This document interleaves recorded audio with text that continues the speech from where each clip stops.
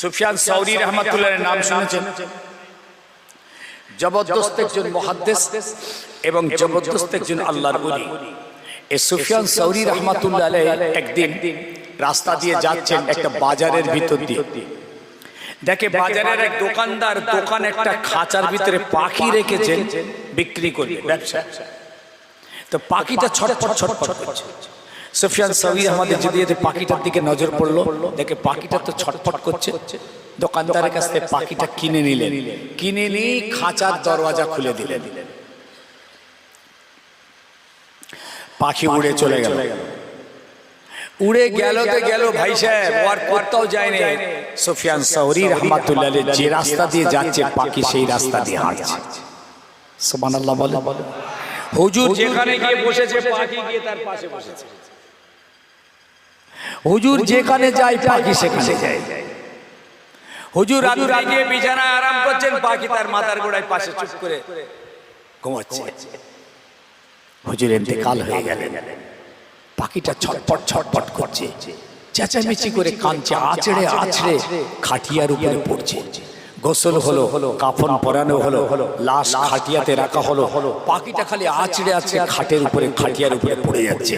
জানাজার ময়দানে নিয়ে যাওয়া হলো, জানাজা হলো। যখন নিয়ে যাওয়া হচ্ছে পাখিটা লাশের উপরে চিৎকার করে চেঁচামেচি করে কাঁদতে কাঁদতে যাচ্ছে। খাটিয়া নামানো হলো, নামাজ শেষ হলো, খাটিয়া আনা হচ্ছে, পাখি ছুটছে পিছনে পিছনে, কবরস্থান পর্যন্ত এলো। কবরে হুজুরকে দাফন করা হলো। পাখিটা কবরের উপরে আছড়ে আছড়ে পড়ে চেঁচামেচি করে কাঁদতে লাগলো। হুজুরের মাটি দাফন কমপ্লিট। পাখিটা মাথার কাছে চুপ করে বসেছিল। কিতাবে লিখছে 3 দিন পর্যন্ত পাখিটাকে দেখতে পাওয়া গেছে ওই কবরের মাথার কাছে হুজুরের বসে আছে। তারপর আর দেখা যায় কি রকম তাবকার ওলি। আমি এটা বললাম কোন তাবকার মানুষ। এই সুফিয়ান সাউরি রাহমাতুল্লাহ আলাইহি জীবনের একটা সময় এই পিঠটা বেঁকে গেছিল। কুজো কুজো কুবড়া পান কুজো বলে তো নাকি কি বলে, পিঠ বেঁকে যাও যে কুজো বলে না, এই কুজো কুজো। হুজুর তো সোজা মানুষ ছিলেন, হঠাৎ লোকেরা দেখছে হুজুরের পিঠটা এরকম বেঁকে গেছে। জিজ্ঞেস করলো, হুজুর আপনি কুজো হয়ে গেলেন কেন? পিঠটা আপনার বেঁকে গেল কেন? তখন কি বলেছিলেন জানেন? বলছে, বাবা আমার 3 জন ওস্তাদ ছিলেন, বড় মুহাদ্দিস, বড় ধরনের মুফাসসির। তাদের কাছ থেকে আমি কোরআন হাদিসের শিক্ষা অর্জন করেছি। বহু দুনিয়াতে ছাত্র তাদের আছে, কোরআন হাদিস ফিকহ ফারায়েজের শিক্ষা তাদের কাছ থেকে তানাদের কাছ থেকে নেওয়া হয়েছে। এই 3 জন ওস্তাদ বেঈমান হয়ে মারা গেল। একজন আগুন পূজা করতে করতে মারা গেল, একজন তারার পূজা করতে করতে মারা গেল, আর একজন ইহুদি হয়ে মারা গেল। বাবা আমার বড় চিন্তা, এত বড় মুহাদ্দিস, এত বড় আলেম, এত বড় মুফাসসির বেঈমান হয়ে মারা গিয়েছে।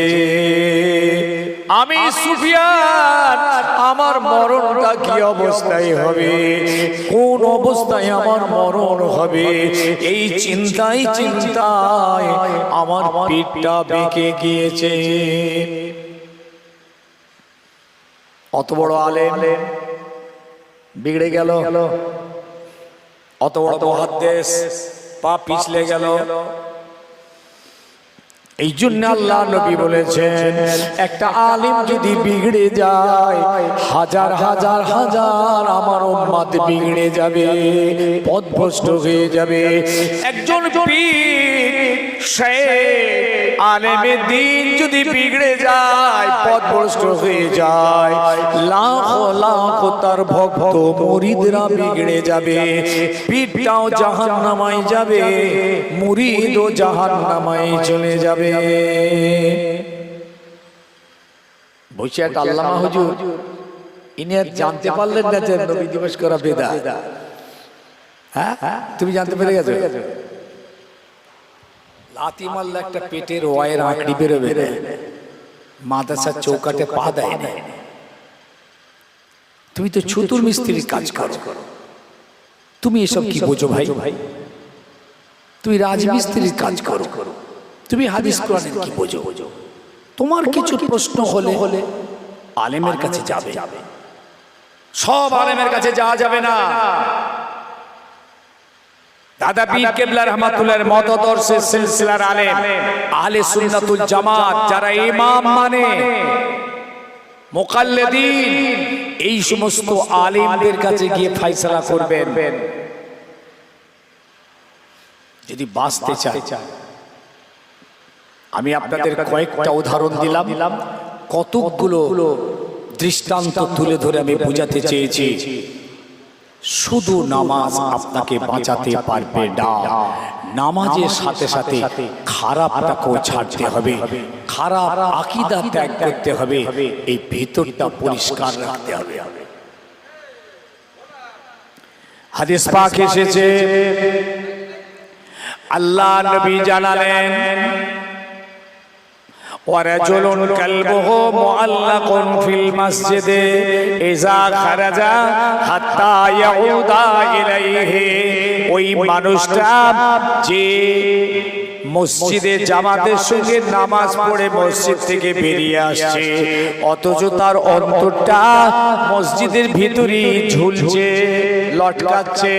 মুআল্লাকুন ফিল মসজিদে ইযা খারাজা, যখন মসজিদ থেকে বেরিয়ে আসছে, হাত্তা ইয়াউদা ইলাইহি, যতক্ষণ না পর্যন্ত পরের ওয়াক্তে মসজিদে না যাচ্ছে। সবাই তো নামাজ পড়ে মসজিদ থেকে বেরিয়ে আসি, এর ভিতরেই আমরা জানি না আল্লাহর এমন কিছু বান্দা থাকতে পারে যিনি বেরিয়ে আসছেন মসজিদ থেকে, অন্তর কিন্তু মসজিদের ভিতরে। এইটা আল্লাহর পছন্দ হয়েছে,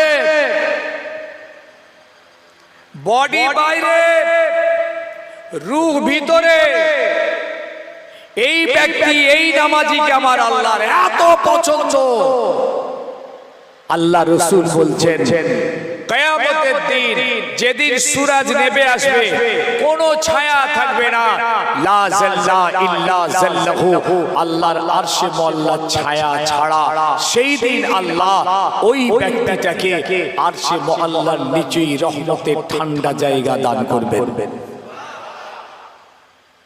সবাই নামাজ পড়ে চলে আসছি, কেউ জানি না সবাই নামাজি, আল্লাহ কিন্তু ভেতরটা দেখছেন। কি আমি বুঝতে পারছি না কোনটা দেখছেন? ভিতরটা। ওই নামাজিটার অন্তরটা কিন্তু ভিতরে। ফজর পড়ে বেরিয়ে আসছে, বলছে আল্লাহ আবার কখন জোহর। দুনিয়ার কাজ করছেন, সংসারে কাজ করছেন, হাটে ঘাটে মাঠে কাজ করছেন, কিন্তু অন্তরটা আছে ওখানে যে কখন জোহরের টাইম হবে, জোহরের আযান হবে। জোহর পড়ে বেরিয়েছে, কখন আসর হবে। অন্তরের আমল চলছে। তাহলে উপরের আমল আল্লাহর কাছে ততটা গ্রহণযোগ্য নয় যেটা ভিতরের আমলটা গ্রহণযোগ্য। আসল নামাজ কোথায় বলুন তো? ভিতরে। আমরা যে উঠছি, দাঁড়াচ্ছি, রুকু করছি, সেজদা করছি, কেরাত পড়ছি, ইত্যাদি ইত্যাদি, এ তো নামাজের বই প্রকাশ ঘটছে, একটা ডকুমেন্টস ঘটছে যে লোকটা নামাজে আছে, নামাজ পড়ছে। তা নামাজটা কোথায়? ওই উঠা, নাবা, বসা, দাঁড়ানো, এটা নামাজ কি? নামাজ আসল ভিতরে হচ্ছে। ওটা কিরকম? তুমি যখন দাঁড়িয়ে গেছো, সব তোমার জন্য হারাম হয়ে গেছে। আল্লাহু আকবার। পৃথিবীতে যা আমাদের জন্য হালাল ছিল সব হারাম। তাকবীর ওয়া তাহরীম, আল্লাহ রাসূল বলছেন যেই তাকবীরে তাহরীমা বাঁধলে সব হারাম, খাওয়া দাওয়া, চলা ফেরা, ওঠা বসা, লেনদেন, ব্যবসা, কারবার, ছেলে মেয়ে, বিবি, বাল বাচ্চা, সব হারাম। এইবার দাঁড়িয়ে তুমি আল্লাহকে দেখতে পাচ্ছ না? হয় এইরকম হাল হবে তোমার, আল্লাহ তোমাকে দেখছেন, তোমার আল্লাহ সামনে আছেন, আজরাইল পিছনে দাঁড়িয়ে আছে, ডান দিকটা জান্নাত, বাঁ দিকটা জাহান্নামা, পুলসিরাতের উপরে দাঁড়িয়ে নামাজ পড়ছো, এটা তোমার জীবনের শেষ নামাজ। এটা সব ভিতরের আমল চলছে। যেই রুকুতে গেলেন বাইরের আমল, আপনি রুকুতে গেছেন, আসল নামাজ ভিতরে। তা'বুদাল্লাহ কান্নাকা তারাহু ফাইন লাম তাকুন তারাহু ফাইন্নাহু ইয়ারাক। আল্লাহ নবী বললেন ইহসান কাকে বলা হয়? ইহসান হলো তাসাউফের বিষয়। আপনি নামাজের ভিতরে আপনার এরকম একটা হাল হবে, অবস্থা তৈরি হবে, অন্তরটা আপনার এইরকম হবে যেন আপনি আল্লাহকে দেখতে পাচ্ছেন। কিন্তু যদি এটা না হয় আল্লাহ যেন আপনাকে দেখছেন, এটা হচ্ছে নামাজ। আল্লাহ আপনার ভিতরটা দেখছে। আবার বলে রাখছি, ওপরটা যদি খারাপ হয় আর ভিতরটা যদি ভালো হয় পার পেয়ে যাবে। কিন্তু ওপরটা ভালো ভিতরটা খারাপ, বাঁচা মুশকিল আছে। ভাই ঘুম লাগছে নাকি আপনাদের? ঠিক আছে তো? ফের একটা হাদিস দিচ্ছি, দেখুন। ওপরটা খারাপ ভিতরটা ভালো, কে জানে বলুন তো? ভেতরটা কিন্তু আল্লাহর পছন্দ হয়ে গেছে। একজন মাতাল মদ খায়, ভালো না খারাপ? জোরে বলেন সবাই। খারাপ। তাহলে ওপরের আমলটা আমরা দেখতে পাচ্ছি, মদখোর মদ খায়, ওপরটা খারাপ, ভেতরটা এত তার ভালো ছিল। রাস্তায় কোরআনের একটা অংশ পড়েছিল, আয়াত, ও সঙ্গে সঙ্গে বলছে আরে আল্লাহর কালাম, আরে বাপরে কোরআন পড়ে আছে। সঙ্গে সঙ্গে তুলে নিয়ে যত্ন করে ভালো কাপড়ে জড়িয়ে ঘরে নিয়ে গিয়ে তাকে সুন্দর করে রেখে দিয়েছে। এই আমলটা ছিল ভিতরে। আল্লাহ এত খুশি হয়ে গেলেন, আল্লাহ আসমান থেকে খবর পাঠিয়ে দিলেন, আমি ওই বিশের লোকটার নাম হচ্ছে বিশের, এই বিশের জিন্দেগীর সব গুনাহকে আমি মাফ করে দিয়েছি, আমি তাকে মাফ করে দিয়েছি। যাও বিশরকে গিয়ে খবরটা দিয়ে দাও, আল্লাহ তোমার উপরে খুশি হয়ে গেছেন এবং আল্লাহ তোমার জীবনের সব অপরাধকে মাফ করে দিয়েছেন। এক আল্লাহর ওলিকে ইলহাম হচ্ছে, আল্লাহর ওলি এবার বিশেরকে খুঁজছেন, খুঁজে পাচ্ছেন না। বিশেরটাকে কোথায় যাব তাকে খুঁজবো? আবার ইলহাম, যাও বিশেরকে গিয়ে বলো আল্লাহ তার এই কাজটায় এত খুশি হয়েছে যে তার সমস্ত গুনাহ মাফ করে দিয়েছে। এইবার আল্লাহর ওলি খুঁজতে খুঁজতে খুঁজতে খবর পেলেন অমক মদখানার ভিতরে একজন বিশের নামে একটা লোক আছে। আল্লাহর ওলি মদখানায় গেলেন, গিয়ে বলছেন ভাই এখানে বিশের আছে? বলে হ্যাঁ। আর বিশের তাকিয়ে দেখেছেন চোখটা তখন লাল, মদে ঘোর হয়ে আছে। বলছে কি ব্যাপার? বলছে আপনার নাম বিশের? বলে হ্যাঁ। বললেন আল্লাহর আসমান থেকে খবর এসেছে, আল্লাহ পাক জানিয়ে দিয়েছেন আল্লাহ আপনার এই কাজেতে খুশি, আল্লাহ আপনার জিন্দেগির সব গুনাহকে মাফ করে দিয়েছে। বিশের সঙ্গে সঙ্গে বলছে কি জানেন রে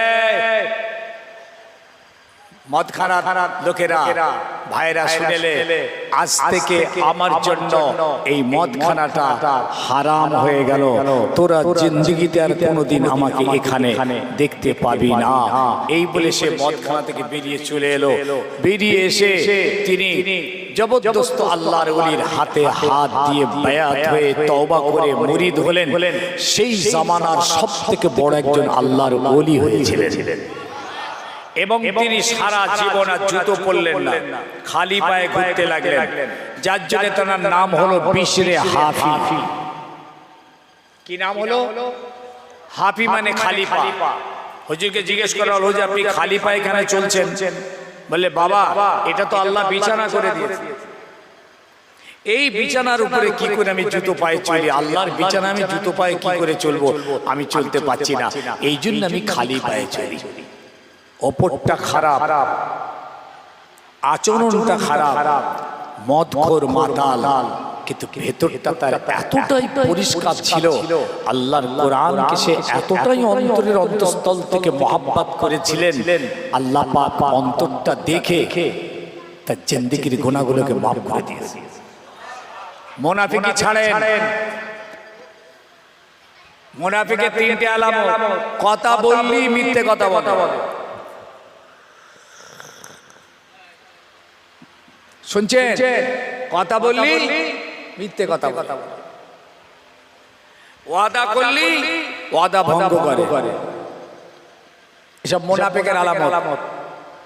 ওপরটা ভালো ভিতরটা খারাপ, সাদা বগ ধপধপ করছে, দেখতে খুব সুন্দর, পুকুর ধারে বসে আছে, দেখে তাকে মহব্বত করতে ইচ্ছা হয়, কিন্তু আপনি জানেন ওর ভিতরটা কত নোংরা।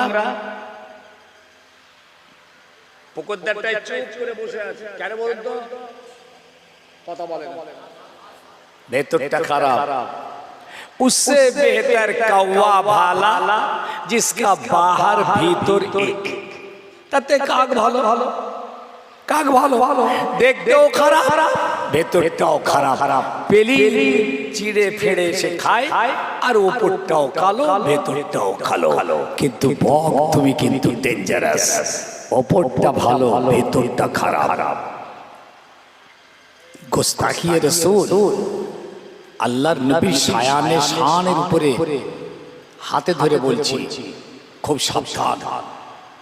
জি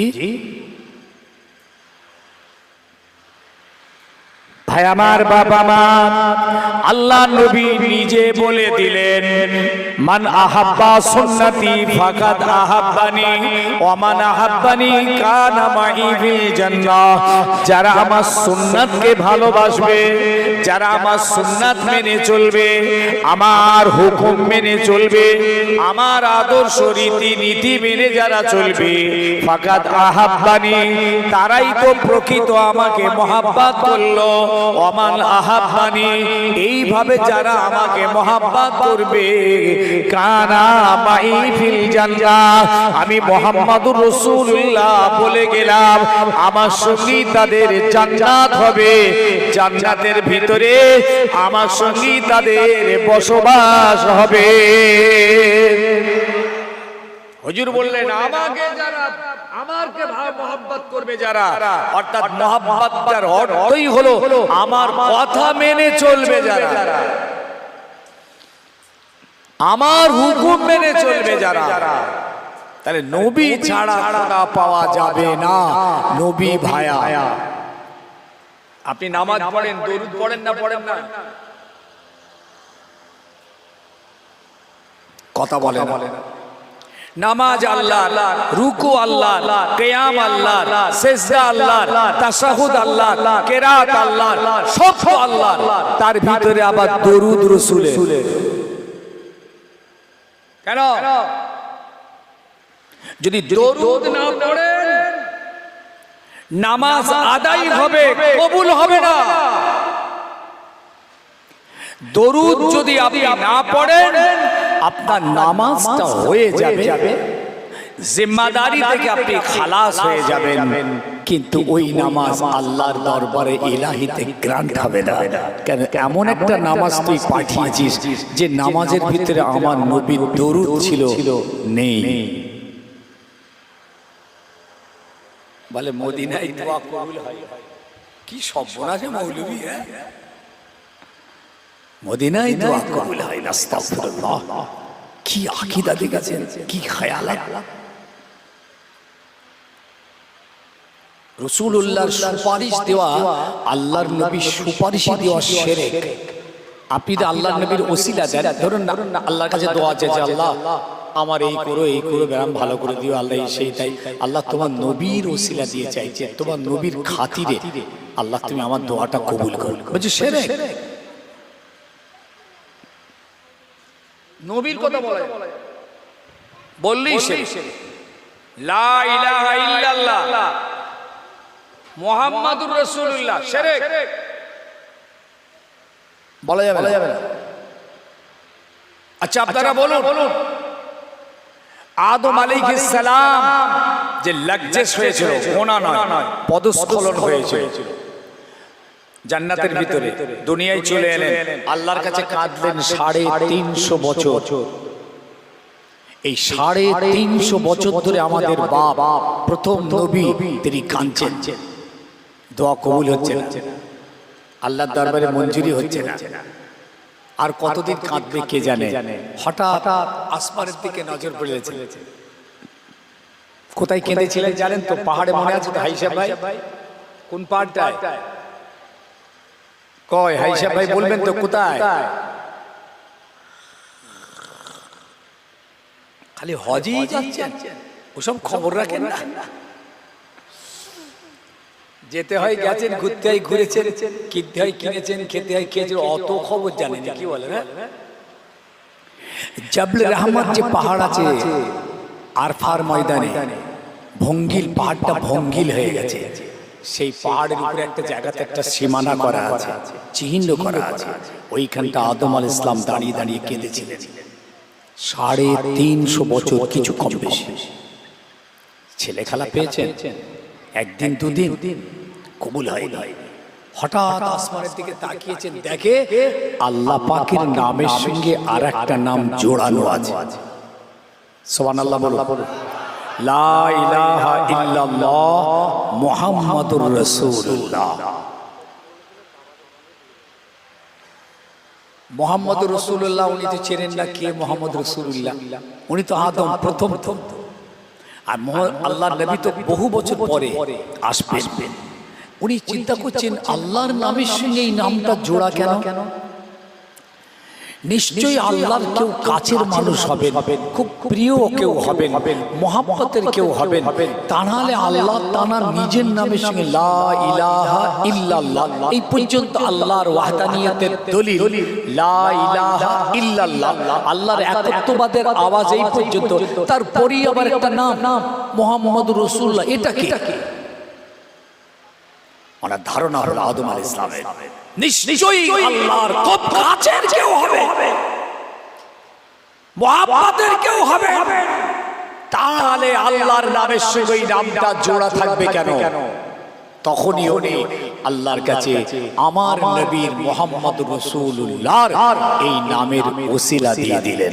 আল্লাহ মুহাম্মদুর রাসূলুল্লাহর ওসিলা দিয়ে চাইছি, আল্লাহ আপনি আমার দোয়াটা কবুল করুন।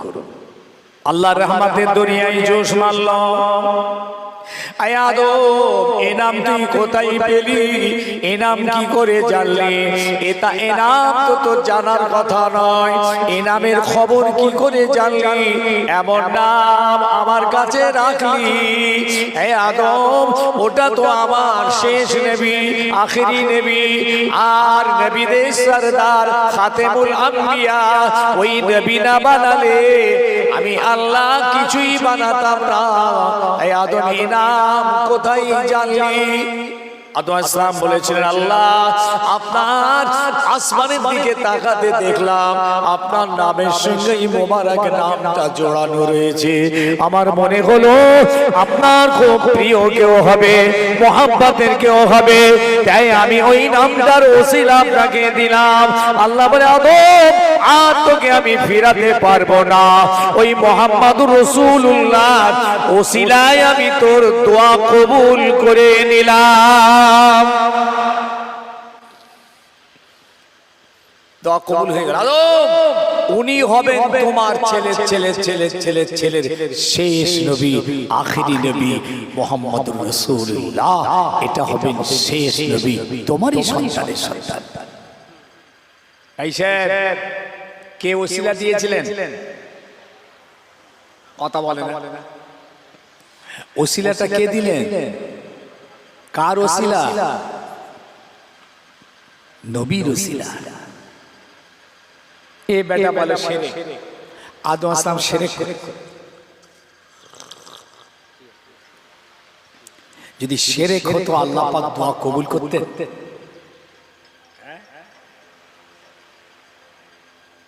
এবার দরুদ আল্লাহুম্মা সাল্লি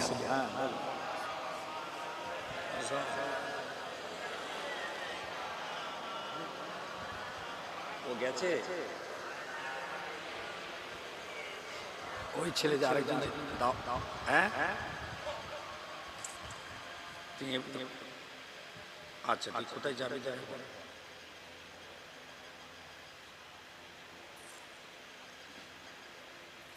ও ঠিক আছে, আবার শেষ রাতে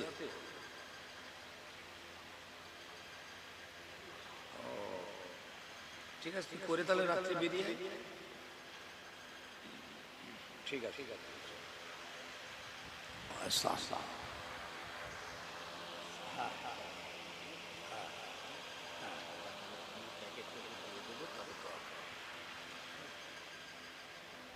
نشيب اللهم صل على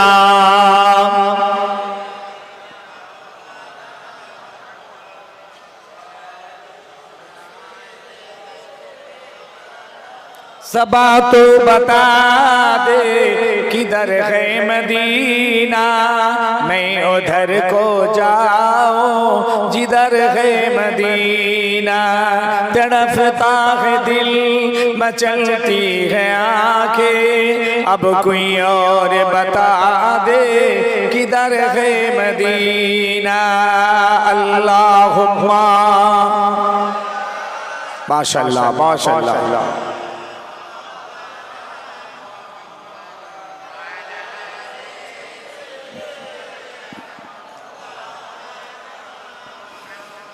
प्यारे हाजिरीन, তাহলে ভালো আমল শুরু করুন, চলতে থাকো, হতে থাকো, অভ্যাসটা তৈরি করেন।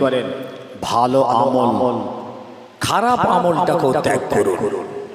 দুটো একসঙ্গে থাকতে পারে না, রাতও থাকবে দিনও থাকবে, এটা হয় না। ভালোটা যখন থাকবে অবশ্যই খারাপটা চলে যাবার কথা। রাত এলে দিন চলে যাবে, দিন এলে রাত চলে যাবে। যখন ভালো এসেছে খারাপ চলে যাবে।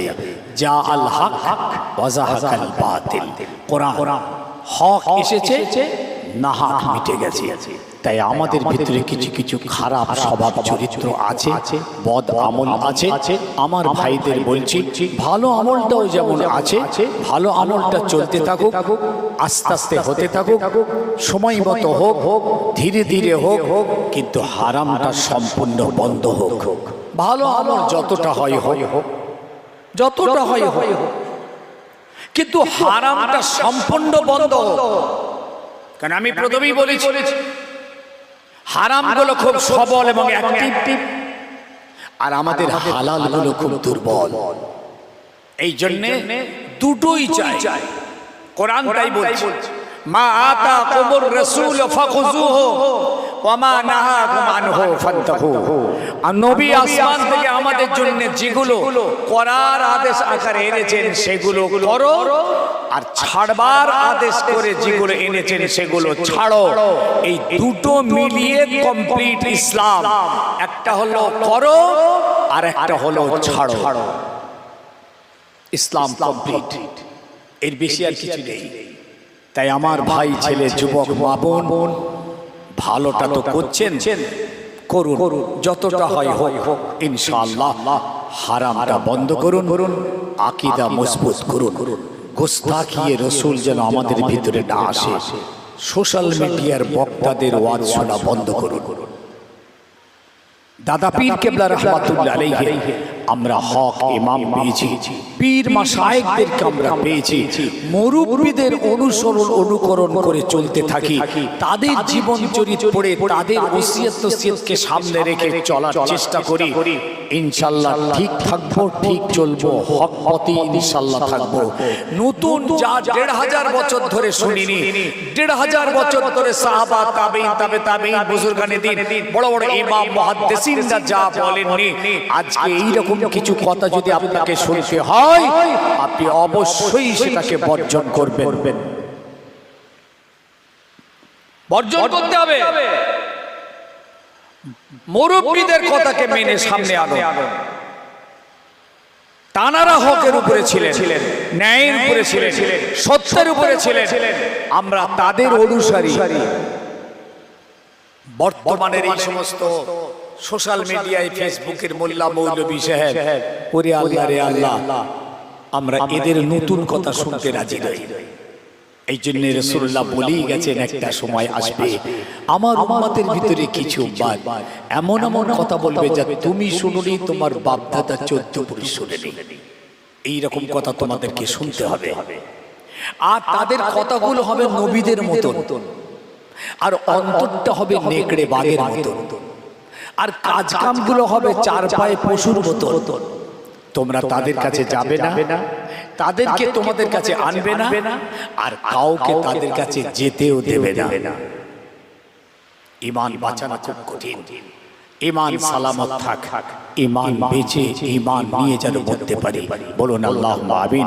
আল্লাহ নবী তাই বলেছেন, একটা পিরিয়ড সময়ে এমন একটা অবস্থা দাঁড়াবে, আমার উম্মত উম্মতিদের সকালবেলা ঈমান থাকবে তো সন্ধ্যেবেলা কাফের,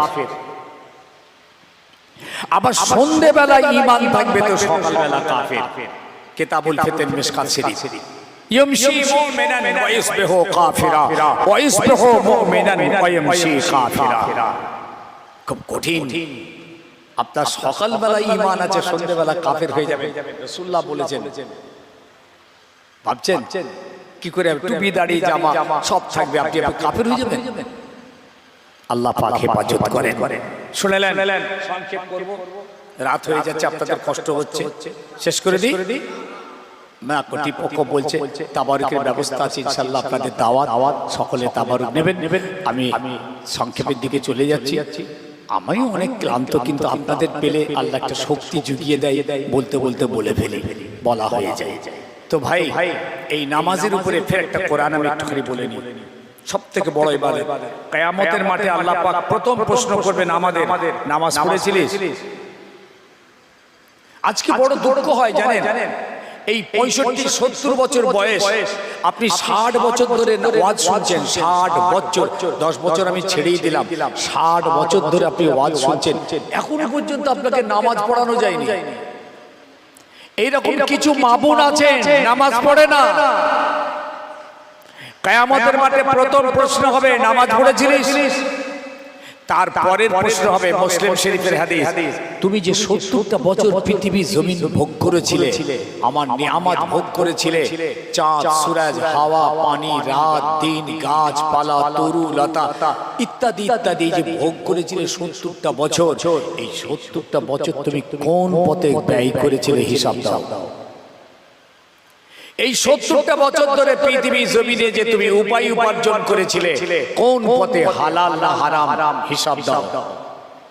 আপনি ভাবছেন আমি উপায় করছি, আমার ব্যাপার, আমার হিসাব কে নেবে? আল্লাহ হিসাব নেবেন। 70 বছরের উপার্জন হিসাব দাও, হালাল পথে না হারাম পথে। 4 নম্বর, 70 বছর ধরে তুমি খরচ করেছিলে, এই যে খরচটা তুমি হালাল পথে না হারাম পথে? অনেক ভাই আছে, আমি মদ খাবো, আমার টাকা, আমার ব্যাপার, ব্যক্তিগত ব্যাপার, সুদ খেলবো, সুদের টাকা উপায় করবো, আমার ব্যাপার, আমি সিনেমা যাত্রা ঠাইছে ইত্যাদি ইত্যাদি ইত্যাদি, এসব নেই চলেগা কিয়ামতের দিন। এরপর আল্লাহ জিজ্ঞেস করবেন, তোমার কিশোর কালটা আমি ছেড়ে দিলাম, বার্ধক্য বয়সটাও বাদ দিলাম, মাঝখানে যে তোমার জওয়ানির পিরিয়ডটা ছিল, এই জওয়ানির টাইমটা তুমি কোথায় কোথায় খরচ করেছিলে হিসাব দাও। দম বেরিয়ে যাবে আমাদের আল্লাহর কাছে ওই হিসাব দিতে। প্লিজ নামাজি হয়ে যান। এক একটা বাড়িতে খুব আফসোস কি জানেন, একজনও নামাজ পড়ে না। আমাদের ঘরে আমার দাদা পীর কেবলা রহমাতুল্লাহ সব ভক্ত, সব মুরিদ ফুরফুরার, সব মহাব্বতের মানুষ, নামাজ পড়ে না। মহাব্বতের মেয়েরা নামাজ পড়ে না, মহাব্বতের যুবকরা নামাজ পড়ে না। একটা বাড়িতে যদি 12, 14, 15 জন সদস্য হয়, একজনও নামাজ পড়ে না। গোটা বাড়িটা নামাজ শূন্য, ইহুদিদের বাড়ির মতো। ঠিক বলছি না? কিছু বাড়ি আছে সবাই আল্লাহ করে নামাজি, মাশাআল্লাহ। কিছু বাড়ি আছে 2 জন পড়ে, 3 জন পড়ে না, 3 জন পড়ে তো 4 জন পড়ে না।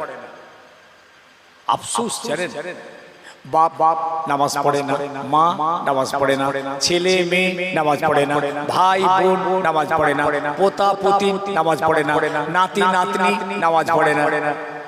কি সর্বনাশ!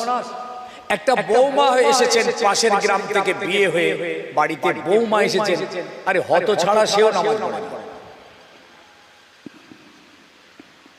একটা জামাই বাবু এসেছেন, নতুন জামাই হয়েছে আপনার বাড়িতে, ওই গ্রাম থেকে এসেছে, ওরে আল্লাহ রে আল্লাহ, নামাজ দাঁড়িয়ে মুততেছে কুকুরের মতন, সেও নামাজ পড়ে না। বাড়িতে যে মুরব্বি দুজন আছেন, দাদু আর দাদি, একদম জড়ো হয়ে গেছে, আজরাইল কখন নেবে ঠিক নেই। আফসোস, এরা দুজনও নামাজ পড়ে না। Am I right? আমা বাঁচার জন্য বলছি ভাই, হাত জোড় করে বলছি, আজকে আমাদেরকে কিছু কিছু কথা শুনতে হয়। আপনারা ফুরফুরার হুজুর, দাদা হুজুরের সব ভক্ত এরা, আপনাদের মুরিদগুলো নামাজ পড়ে না কেন হুজুর? কি তৈরি করছেন আপনারা? ফুরফুরার এত হুজুর সারা বাংলা চষে ফেলছেন, আপনাদের ভক্তরা মদ খায়, আপনাদের ভক্তরা পিশাব করে পানি লাই না, আপনাদের ভক্তগুলো সুদের কারবার করে। কি উত্তরটা দেবো বলুন তো? আমাদের মাথাটা হ্যাট হয়ে যায়। তাই আমি হাত জোড় করে বলছি, দাদা পীরের ফুরফুরার হক পীর মাশায়েখদেরকে আপনারা ভালোবাসেন, ইনশাআল্লাহ তাদের ওসিয়ত, তাদের নসিহত সামনে এনে মাতার কাছে রাখবেন একটা করে। ওসিয়ত নসিহত রেখে ৭৩টা ওসিয়ত দাদা পীর কিবলা করে গেছেন। এইগুলো আমল করুন, আল্লাহর ওলি হয়ে যাবে, আল্লাহর ওলি। কারো ওয়াজ শুনতে হবে না আপনাদের, কারো ওয়াজ শুনতে হবে না। আমি আমজাদ বলে যাচ্ছি, দাদা পীর কিবলার ৫৩টা ওসিয়ত আছে, এই প্রত্যেকটা ওসিয়তকে ফলো করে আপনি চলার চেষ্টা করুন, আল্লাহর ওলি হবে। আমাদের জন্য বর্তমানে এখন ওয়াজিব, আল্লাহ আমাদের সমাজ বুঝতে, দ্বীন শরীয়তকে বোঝার তৌফিক দিক, এই মাহফিল আমাদের হেদায়েতের জরিয়া হয়ে যায়। বলুন সকলে আল্লাহুম্মা আমিন। একবার সকলে দাঁড়িয়ে যাই, রাসূলুল্লাহর দরবারে একটু সালাত ও সালাম ইয়া নবী।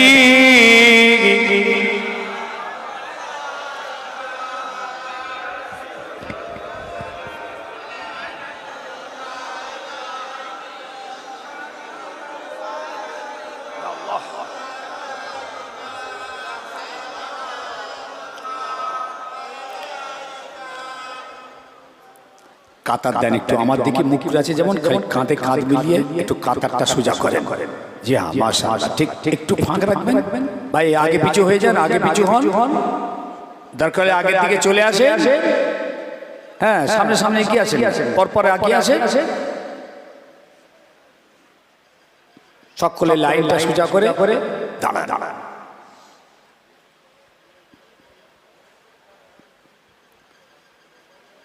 যেভাবে আপনারা দাদা পীর কেবলা রাহমাতুল্লাহ আলাইহির মত পথ আদর্শের উপরে আছেন, ইনশাআল্লাহ হক ইমাম পেয়েছেন। আজকে এই ভারতবর্ষের কোন আলেম ওলামার আমার দাদা পীর কেবলাকে বেদাতি পীর বলতে পারেনি। আমার দাদা পীর কেবলার যে মাসলাকগুলো একদম কোরআন হাদিস থেকে একদম নিছক, বাড়াবাড়িও নেই, কমাও নেই, কোনো কথা বলতে পারবে না। ইনশাআল্লাহ আপনারা হক ভাবে আছেন, সেইভাবে থাকবেন, ফুরফা শরীফে আসবেন, জিয়ারত করবেন, আর নসিহত কিছু নেবেন। যেখানটা দিল চাইবে, আপনাদের মন চাইবে, তার কাছে গিয়ে একটু নসিহত, একটু ওসিয়ত, একটু কোরআনের কিছু কথা, কিছু হাদিসের কথা শুনে তবে ফুরফা থেকে আসবেন। ফুরফা শরীফ হচ্ছে তাসাউফের জায়গা, মারেফাতের জায়গা, আধ্যাত্মিকতার জায়গা। এখন তো হালওয়ার মোরব্বা নিতে যান আপনারা, বোরখা, তসবিহ, টুপি, আতর, আর ভালো ভালো খাবার হচ্ছে, সেসব খাবার খাওয়া দাওয়া করে চলে এলেন। নারে তাকবীর, আল্লাহু আকবার, ফুরফা শরীফ জিন্দাবাদ। এসব করবেন না। দাদা পীর কে রহমতুল্লাহর কাজ এটা ছিল না। গভীরে আসবেন, সেই খেয়ালটা রাখবেন। আজকে অনেক পাল্টে গেছে সব জায়গায়। মক্কাশি মসজিদে গেলে আপনি দেখবেন কি আমূল পরিবর্তন, সব দেখে মাথা কাজ করবে না। যেমন রাস্তাঘাট, ঘর বাড়ি, দোকান বাজার, ভাই সাহেব দুটো ছোট্ট মশলা বলে দিই। এক, আমার যেসব যুব ছেলেরা, যুবকরা বা কিছু কিছু মুরব্বীরা দেখবেন খালি জুম্মার নামাজটা পড়ে শুক্রবার দিনের জুমার নামাজটা পড়ে, মসজিদ ভর্তি হয়ে যায়, এদের নামাজ হয় না, নামাজ হচ্ছে না এদের, এরা জানে না এদের নামাজই হচ্ছে না। কেন জানে? এরা উজু করতে জানে না, উজুর ফরজ ওয়াজিব কিচ্ছু জানে না, উজুটা কোনখান থেকে শুরু হয় আর কোথায় শেষ হয় তাও জানে না, কোনটা আগে কোনটা পরে ধুতে হয় তাও জানে না। একটা পশমের গোড়া যদি শুকনো থাকে উজু হবে না, উজু না হলে নামাজ হবে না। উজু হচ্ছে একটা ইবাদত, ফরজ ইবাদত, কমপ্লিট একটা ইবাদত। উজু মানে হাত পা আর মুখ ধুয়ে ফেলা নয়। আমার ছেলেদের ধারণা ওইটাই, উজু মানে হাত আর পা আর মুখ খালি ধুয়ে নাও, না, ওটা পরিপূর্ণ একটা ইবাদত, কোরআন এবং হাদিস থেকে সাবেত।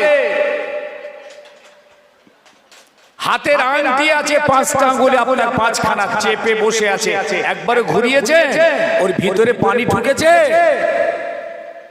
আপনার উজুই হয় বেকার, আপনার লাইফ এক্সপায়ার, আপনার জমা, ঈদ, বকরিদ, জানাজা সমস্ত নামাজ কিচ্ছু হয়নি আপনার।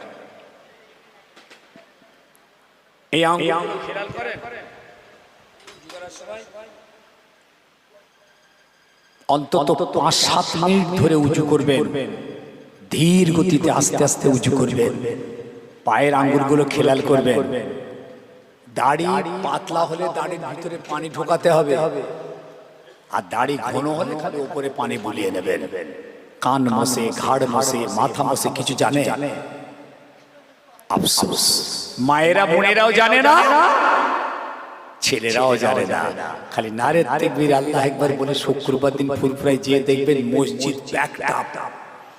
আমরা তো জায়গা পাই না, আমাদের তো বাইরে নামাজ পড়তে হয়।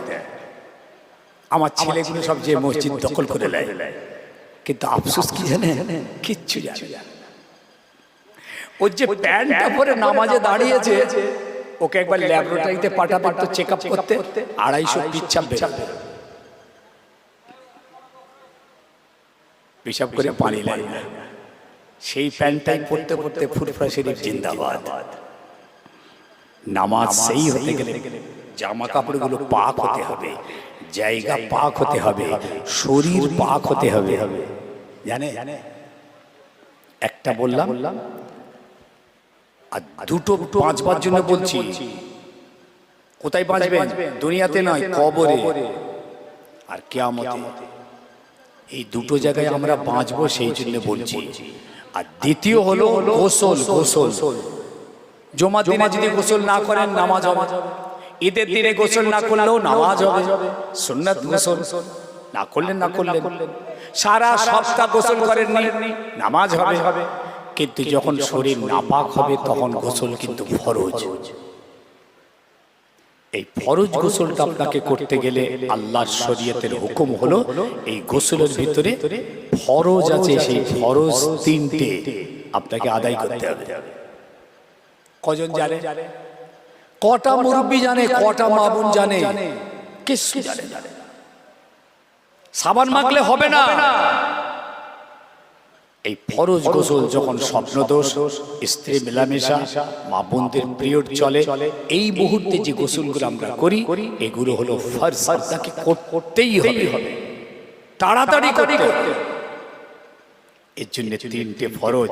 একটা হলো নাকের ভিতরে নরম অংশে 3 বার পানি ঢোকাতে হবে। এই হাত দিয়ে পানি দেবেন আর ওই হাত দিয়ে ভিতরে নাক দিয়ে পরিষ্কার করবেন 3 বার। কুল্লি করে গড়গড়া করবেন 3 বার। আর গোটা শরীরটা ভালো করে 3 বার ধুয়ে দেবেন, শরীর পাক হবে। হয়েছে? করেছে? বুড়ো হয়ে তো কবরে যাওয়ার টাইম হয়ে গেছে, অন্তত এখন শুরু করে দেন, যা হবার হয়ে গেছে। শুনছেন ভাই? এছাড়া নামাজ কিভাবে পড়বেন, রোজা, হজ, যাকাত, কোরবানি, ঈদ, বকরা ঈদ, জুমা, ইতিকাফ, জানাজা, আখিরি জোহর, এই সংক্রান্ত বিষয় প্রশ্ন উত্তর করে আমার লেখা একটা ছোট বই এনেছি, আমার গাড়িতে কয়েকখানা আছে। দাদা হুজুর কেবলার ওসিয়াতটাও দেওয়া আছে, এটা কিন্তু আপনারা পেয়ে যাবেন। দাদা হুজুর কেবলার ওসিয়াত 57টা এই বইটার মধ্যে দেয়া আছে। একটা করে মাথার কাছে রেখে দেবেন, নিয়ে মাঝে মাঝে দেখবেন। চলার জন্য আমাদের, বাঁচার জন্য আমাদের যতটুকু মশলা জানার দরকার ইনশাআল্লাহ জেনে যাবেন। এরপরও যদি জানতে চান, একটা নাম্বার আমার দেওয়া আছে, আমার পার্সোনাল নাম্বার, আমাকে টেলিফোন করবেন, মাসলা মাসালা আপনাদের সঙ্গে আলোচনা হবে। একটা করে কিতাব দিয়ে দেবেন, শুধু ছাপা খরচা 20টা টাকা দেবেন, ব্যবসা নয়। আমি ছাপাই আর হাতে তুলে দিই। সারা বাংলাতে লাখ লাখ কিতাব দিয়ে দিয়েছি। মা বোনদের জন্য নেবেন, বালিশের তলায় রেখে দেবেন। আসুন রাসূলুল্লাহর শানে মদিনার গম্বদে খিদরাতে আমার নবী আরাম করছেন। একটু সালামের নজরানা পাঠিয়ে, নবী সালামুন আলাইকা ইয়া রাসূল, ইয়া হাবিব সালামুন,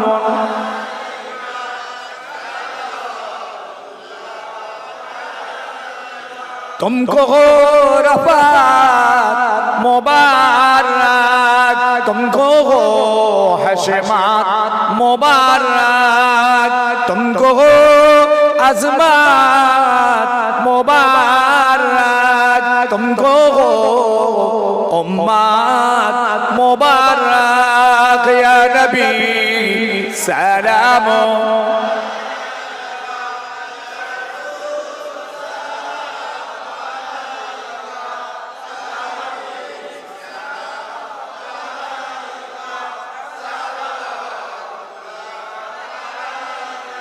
এ নবী লাউ সালাম আমার, এ নবী লাউ সালাম এ জালসার, এ নবী লাউ সালাম এ বাং